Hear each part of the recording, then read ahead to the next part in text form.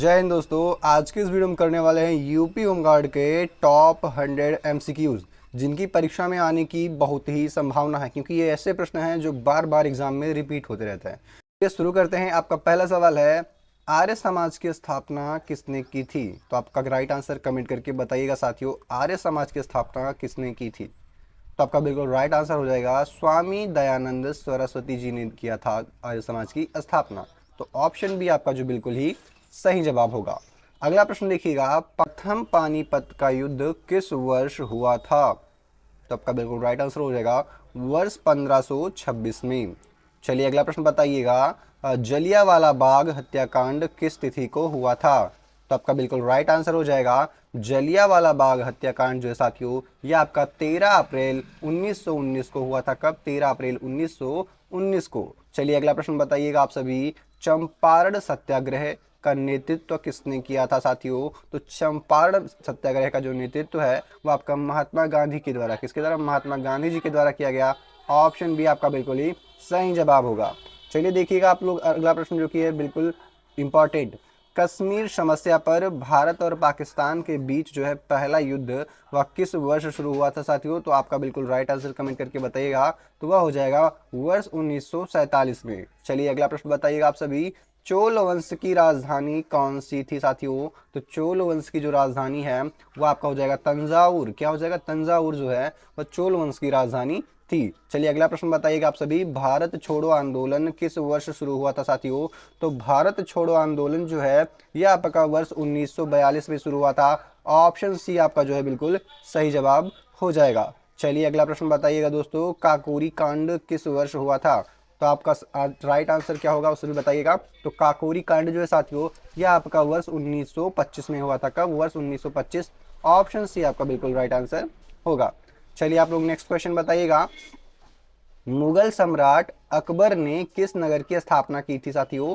तो मुगल सम्राट अकबर ने जो है यह फतेहपुर सीकरी नामक एक नगर है, इसकी स्थापना किया था। किसने? अकबर ने। चलिए अगला प्रश्न बताइएगा आप सभी, सुभाष चंद्र बोस ने आजाद हिंद फौज का नेतृत्व किस वर्ष में संभाला था?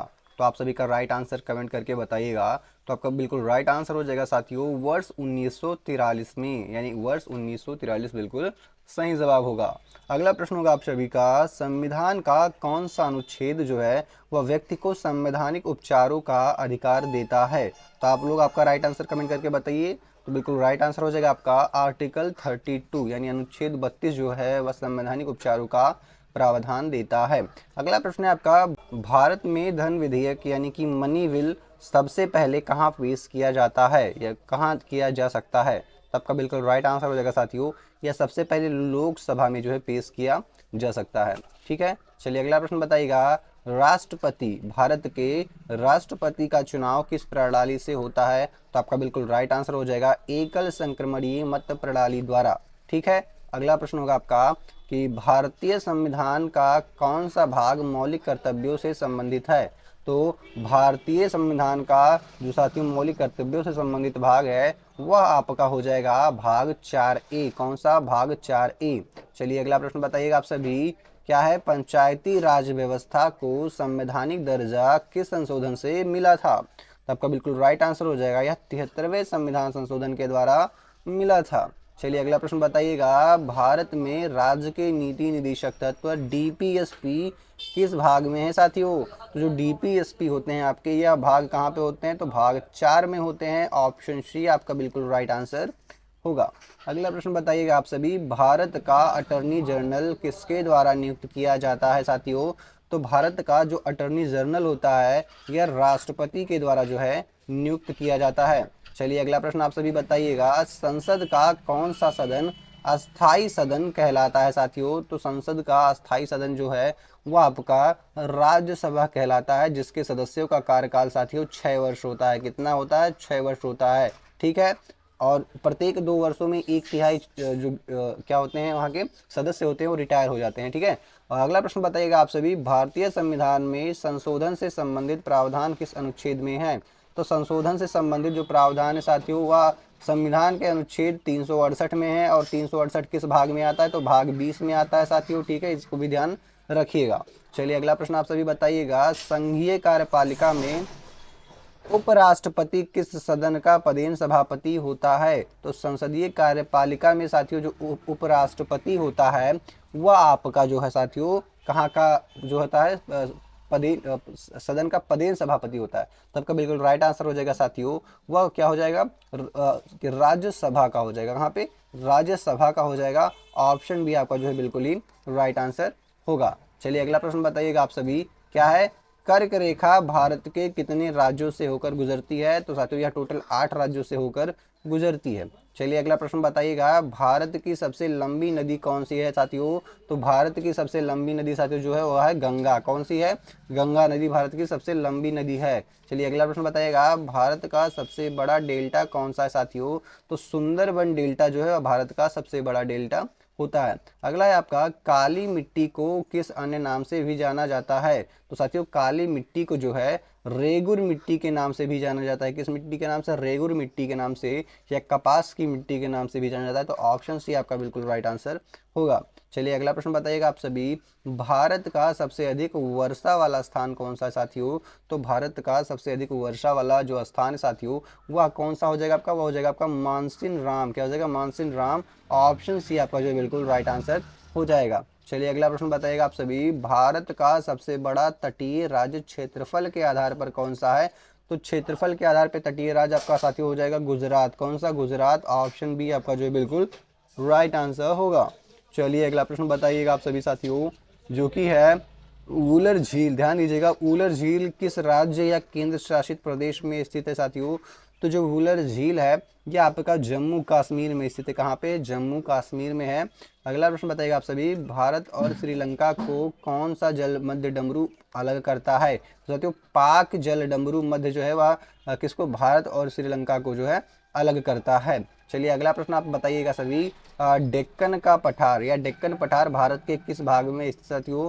तो जो डेक्कन का पठार है साथियों यह भारत के जो है किस भाग में? दक्षिणी भाग में। कहाँ पे? दक्षिणी भाग में जो है स्थित है। चलिए अगला प्रश्न आप सभी बताइएगा, भारत में पश्चिमी घाट किस प्रकार की पर्वत श्रेणी मानी जाती है साथियों? तो जो पश्चिमी घाट है आपका वह एक प्रकार से किस प्रकार मतलब किस प्रकार की जो है पर्वत श्रेणी मानी जाती है? तो यह खंडित पर्वत श्रेणी जो है मानी जाती है। कौन सी? पश्चिमी घाट की श्रेणी खंडित पर्वत श्रेणी मानी जाती है। अगला है आपका, बल यानी फोर्स की इकाई क्या है? तो आपका राइट आंसर हो जाएगा न्यूटन। न्यूटन होता है बल की इकाई। अगला प्रश्न बताइएगा, विटामिन सी की कमी से कौन सा रोग होता है? तो विटामिन सी की कमी से साथियों आपका स्कर्वी रोग हो सकता है। अगला प्रश्न बताइएगा आप सभी, क्या है? श्वेत रक्त कणिकाओं यानी WBC का मुख्य कार्य क्या है साथियों? तो WBC यानी श्वेत रक्त कणिकाओं का जो मुख्य कार्य होता है साथियों वो होता है शरीर की रक्षा करना। क्या होता है? शरीर की रक्षा करना। ऑप्शन बी आपका राइट आंसर होगा। अगला प्रश्न बताइएगा, ओजोन परत वायुमंडल की किस परत में पाई जाती है? तो आपका बिल्कुल राइट आंसर हो जाएगा समताप मंडल में ओजोन परत वायुमंडल में पाई जाती है।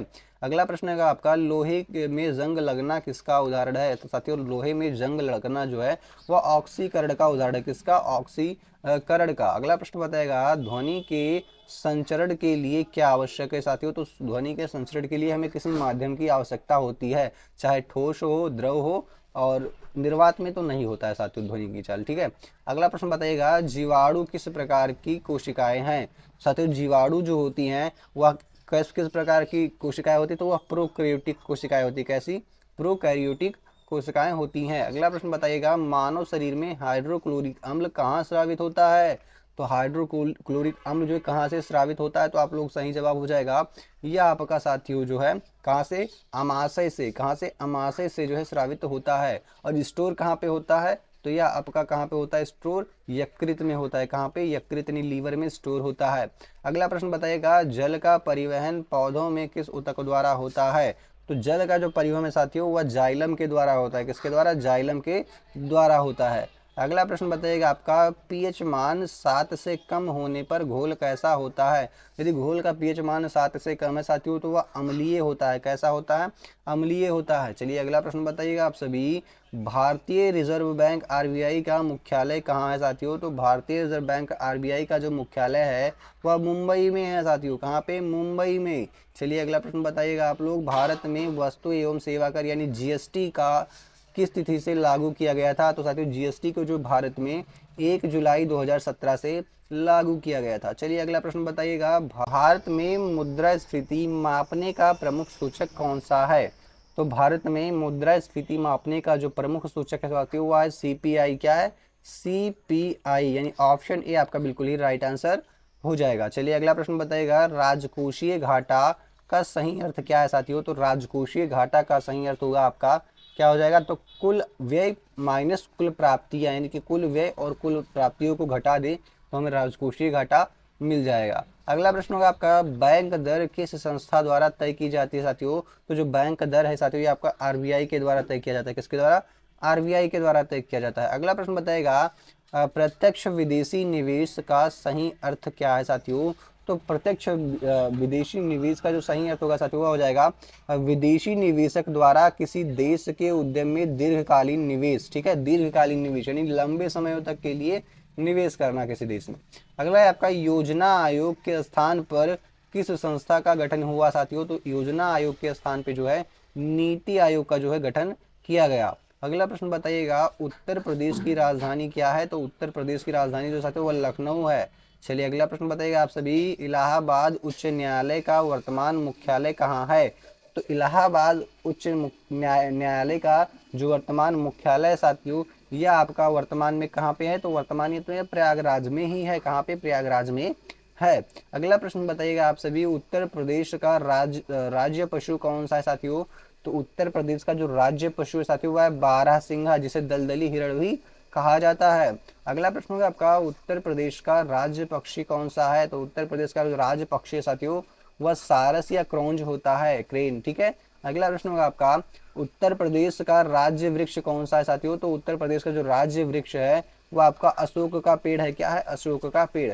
अगला प्रश्न बताइएगा आप सभी, एक जनपद एक उत्पाद यानी ओडीओपी योजना का मुख्य उद्देश्य क्या है? तो एक जनपद एक उत्पाद का साथियों योजना का जो मुख्य उद्देश्य है यह है हर जिले के विशिष्ट उत्पाद को बढ़ावा देना। ठीक है, समझ गए। चलिए अगला प्रश्न देखते हैं आप सभी। और अगला प्रश्न बताइएगा, कुंभ मेला उत्तर प्रदेश के किस नगर में प्रमुख रूप से आयोजित होता है?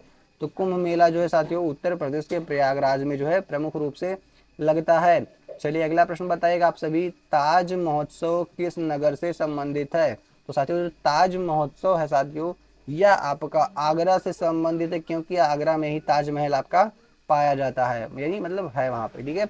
अगला आपका, केंद्र सरकार ने एम्प्लॉयमेंट लिंक्ड इंसेंटिव स्कीम जो है वह कब मंजूर की थी? तो आपका राइट आंसर हो जाएगा साथियों 1 नवंबर 2025 को। कब?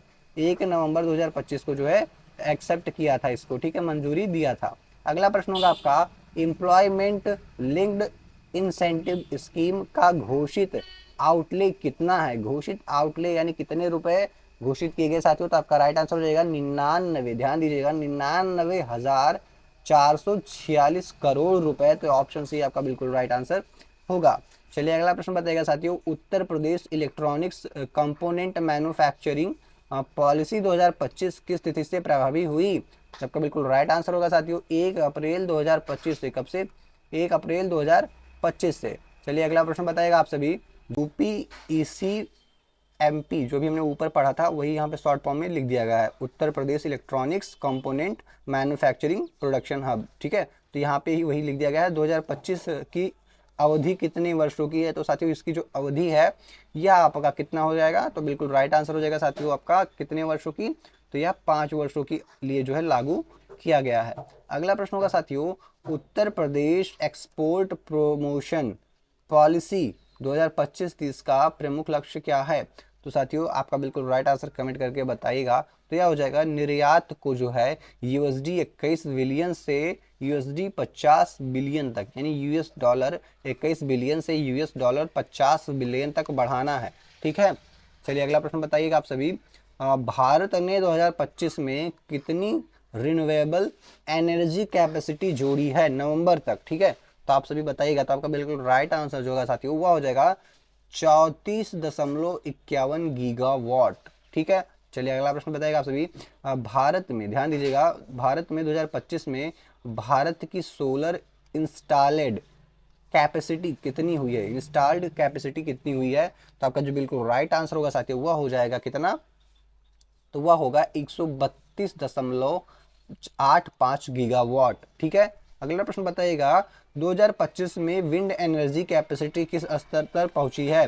तो साथियों विंड एनर्जी कैपेसिटी जो है आपका, यह आपका कितना पहुंचा है, 54 गीगावाट तक जो है पहुंच गया है 2025 में।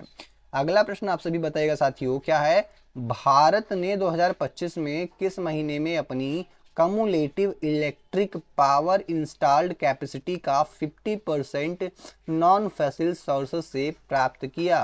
तो नॉन फॉसिल सोर्सेज से कब प्राप्त किया, मतलब कब तक प्राप्त किया था। तो आपका जो बिल्कुल राइट आंसर होगा साथियों, वह हो जाएगा कितना, तो नवंबर 2025 तक।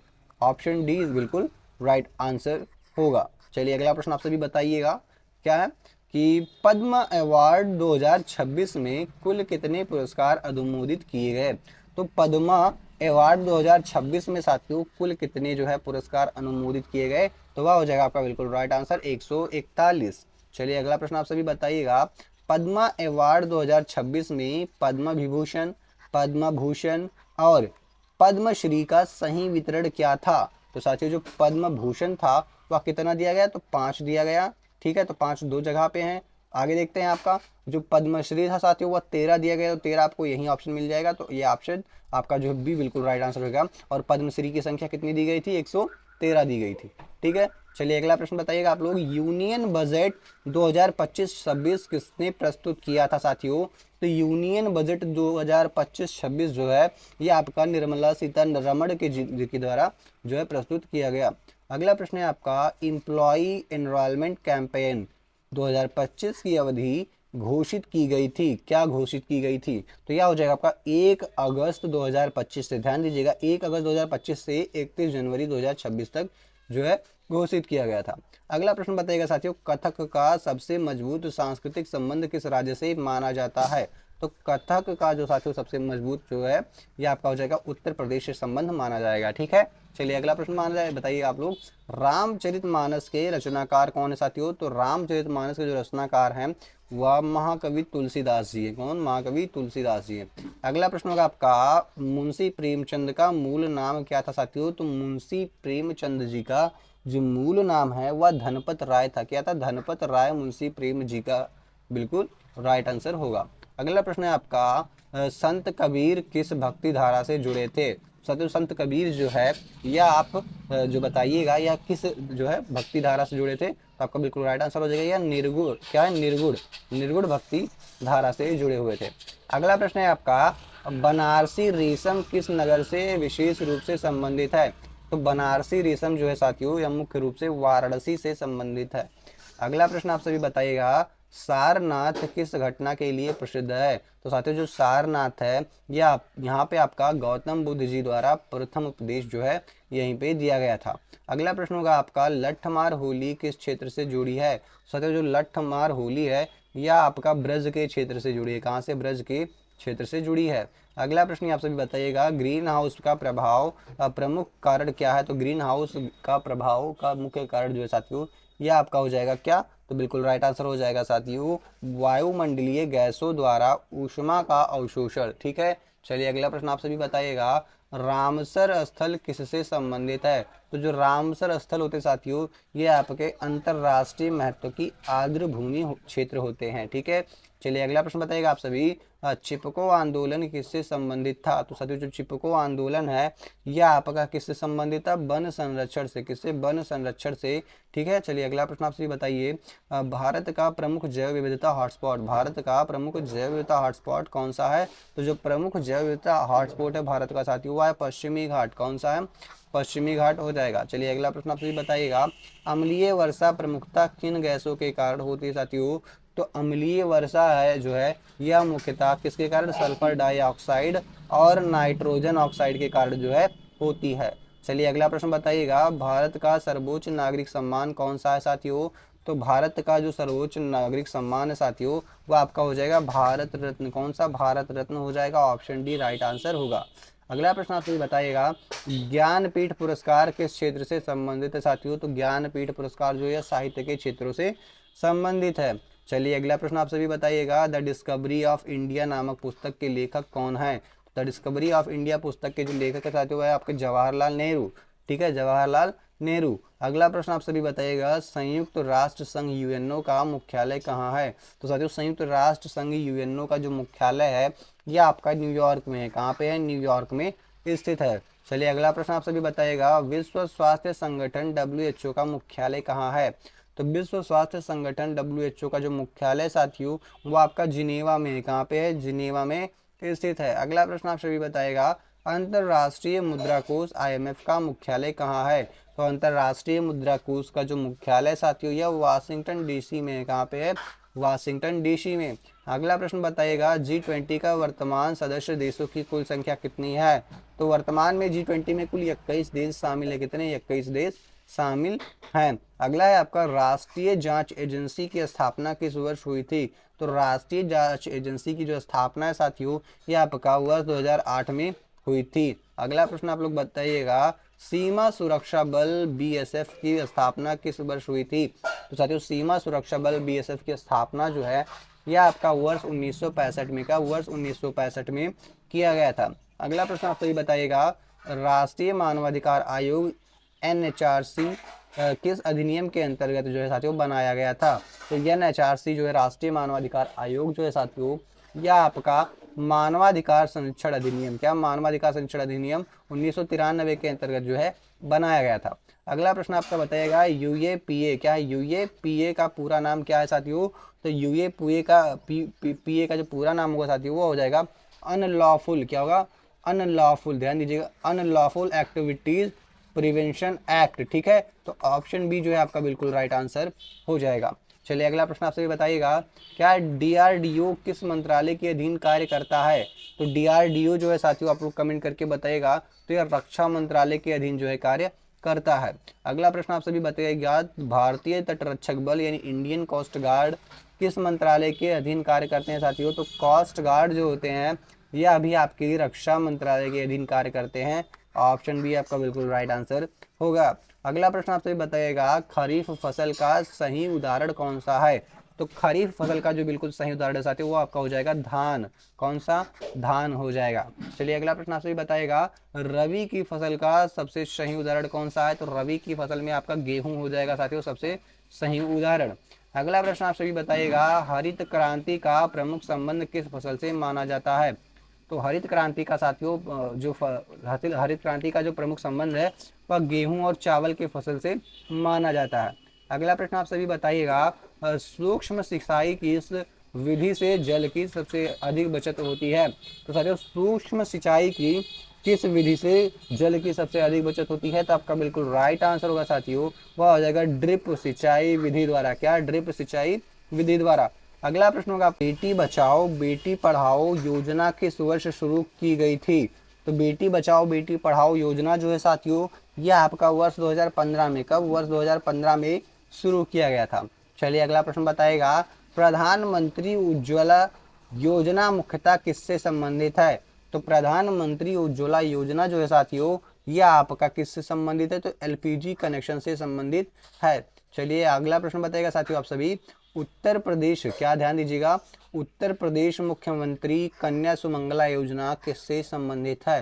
तो उत्तर प्रदेश की मुख्यमंत्री कन्या सुमंगला योजना जो है साथियों यह आपका किससे संबंधित हो जाएगा? तो बिल्कुल राइट आंसर हो जाएगा बालिकाओं के कल्याण से। तो ऑप्शन भी आपका बिल्कुल राइट आंसर होगा। तो साथियों यहीं पे ऐसी वीडियो यहीं पर समाप्त होती है। आज हमने जो है क्या किया है, टॉप 100 क्वेश्चंस किए हैं जिनकी आने की एग्जाम में पूरी संभावना है। तो वीडियो अगर अच्छी लगी हो तो लाइक करिएगा और चैनल को सब्सक्राइब करिए, क्योंकि नेक्स्ट वीडियो जो है और भी इंपॉर्टेंट आने वाली हैं। तो मिलते हैं नेक्स्ट वीडियो में, तब तक के लिए जय हिंद साथियों।